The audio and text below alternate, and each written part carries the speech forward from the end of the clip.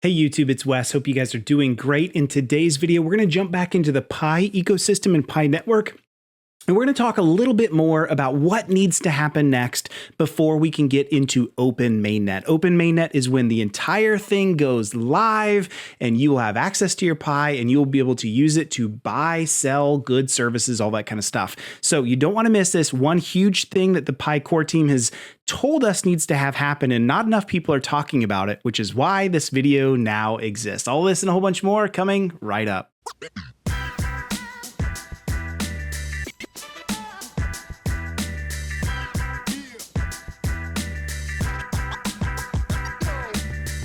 Hey friends, Wes Spencer here. Okay, so let's just jump right into all of this good stuff. Definitely hit like and subscribe. Let me just throw that out there as we get started into this. That really goes a long way for the channel. So I'm going to put in my headphones, and here's what we're going to do.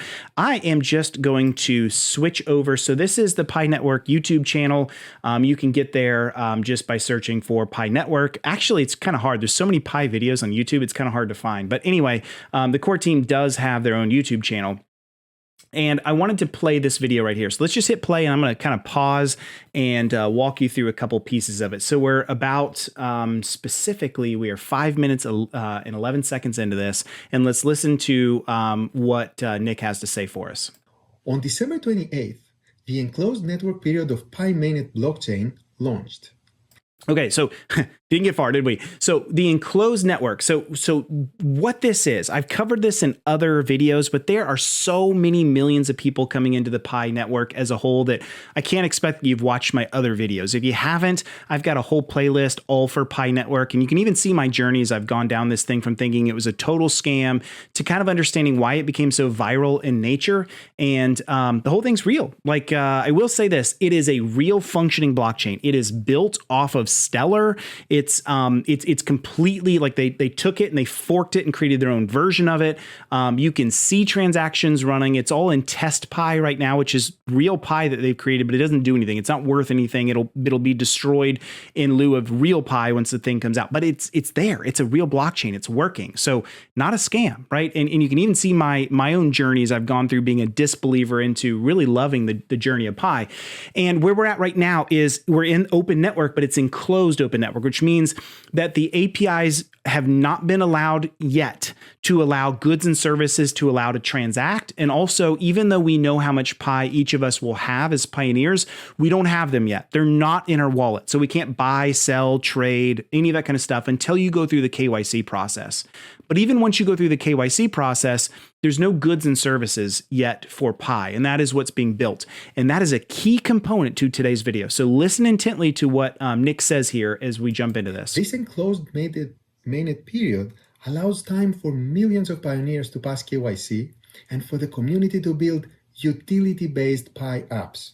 Did you hear that? So one of the purposes right now in enclosed mainnet is they've said we're blocking access for anyone to be able to use Pi in any form or fashion until we have like utility-based Pi apps out the door and on the way. Now, why is that?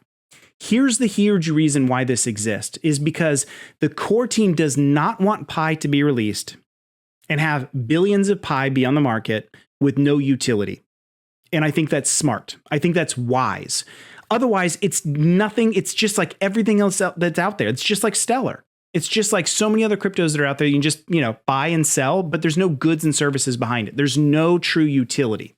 I would argue some of the best cryptos, but not all, but many of the best cryptos that are out there that are performing well have some kind of utility, even if it's esoteric in nature.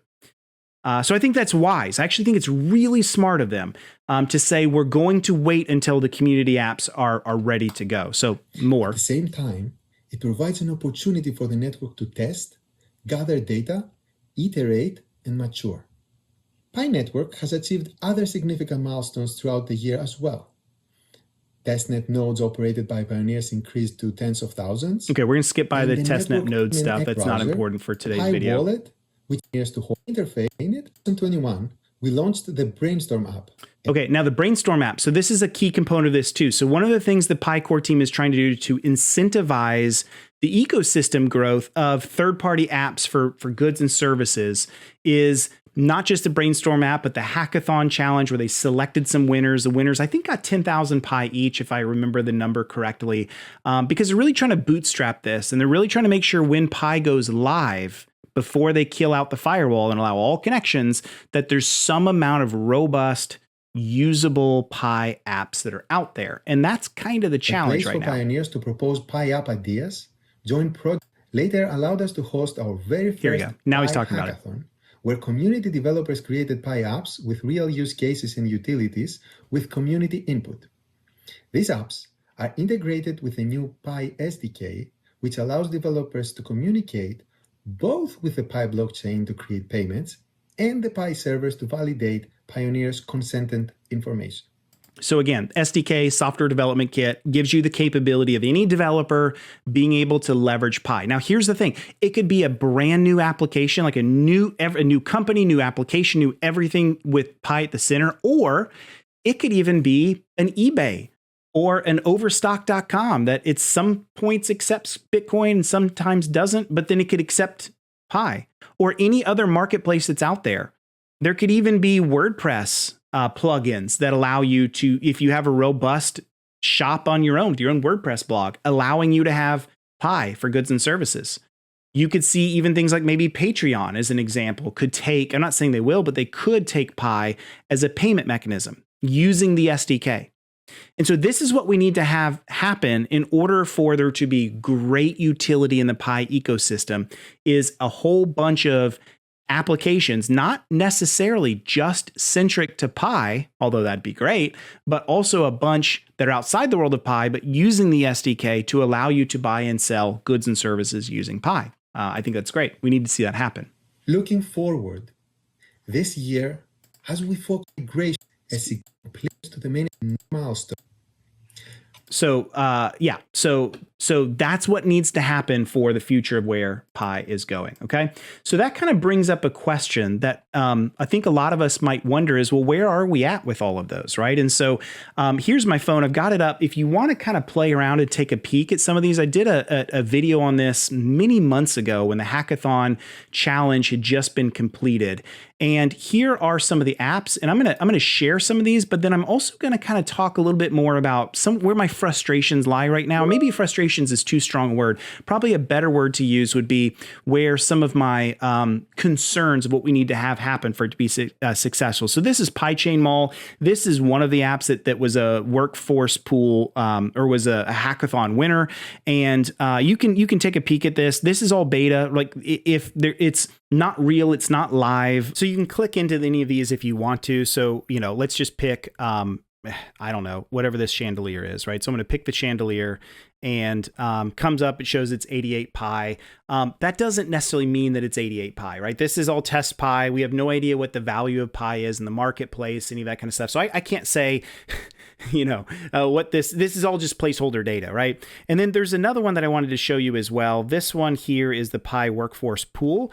And so think of this as like the Fiverr for Pi is probably the best way to look at it. So like, if I'm an artist or a musician or somebody, I can advertise my services and other people can go on and purchase something. This one I actually am more interested in, just nature of my job and my work. I use Fiverr occasionally for different things. So you can see this, see how it works, payments in Pi, all this kind of stuff. Now, here's what I wanted to say about all of this, because I think this is an important piece, is I like this. We need this. We need these kinds of components in Pi to be successful. We need utility. My challenge is I'm not seeing a lot of the utility yet, right? A lot of the apps that are out there, they're not. There's no place for them to really be seen very heavily. I don't see them advertised in like Reddit very often, like in our Pi network or any of those other kind of places. And so there's a lot of work to be done in order for us to have this happen. A lot of the current apps that are out there, at least I realize they're in beta right now, but we're getting close to them needing to be released. They feel clunky. They don't feel like super well designed at this point, and that's okay, right? Like this is not a negative. I'm just saying we need some time for this. Now, the good news is when you have 33 million pioneers of users in an ecosystem, it's going to attract talent. It's going to attract people. And so I think what we need to be patient with, and if I'm the core team or if I'm advising the core team, here's what I'm saying is, let's get what apps we can out there for the whole community. But let's not wait until we have like all the best ones that are out there. We'll get there. Let's get Pi on the market. Let's establish it with some of the community apps that are ready to go. And then let's understand that as we release it and we see Pi grow in value and grow in utility, it's gonna attract a bunch of other people, right? If you build it, they will come. That is the saying that I think holds true here. And this is what we need to see happen. So I'm excited about this because it is one of the last components. We need mass KYC to finish. And then we also need to have happen all of the capabilities in the ecosystem for a good SDK and a good set of apps to get the ball rolling. But it won't be final form. Final form will look like maybe 6 months after full open mainnet is released and a whole bunch of new people come in. And you might see things like NFTs come in. You might see things like integrations to major software platforms that are out there for goods and services integrate in, right? Because again, 33 million people, worldwide audience, that's going to command a lot of attention. So that's the last thing that needs to happen in Pi before we really get to OpenNet. And I'm super excited about it. One last thing I wanted to say, because people ask me all this time, I have not finished KYC yet. Yes, I'm probably the biggest US influencer for Pi. I recognize that, but I have no special privilege. So I'm just like you. Many of you guys are also waiting for KYC. I have not gone through that process. I do check it occasionally and there's still no openings. I think what we need to do is wait. Give it time as more and more people complete KYC and more people apply to be a KYC approver, then we will see economies of scale just ramp up exponentially and we'll see that pipeline open much greater. So for now, you're just gonna have to be patient, and I can ask you to be patient because I have to be patient myself. So no big deal, right? We will get there. It will happen. I'm confident of it. It's a major milestone to see mass KYC go through, and I think it is going to happen. I'm confident in that. So there you have it. That's the main things that are happening here in the world of Pi. I'm really excited about it. Love for you to leave a comment down below on what your thoughts are around all this. Good, negative, positive. Hopefully it's constructive, right? But leave your comments down below. And while you're here, if you haven't hit like and subscribe, would you please do that? It goes a long way for the channel. Thank you guys so very much.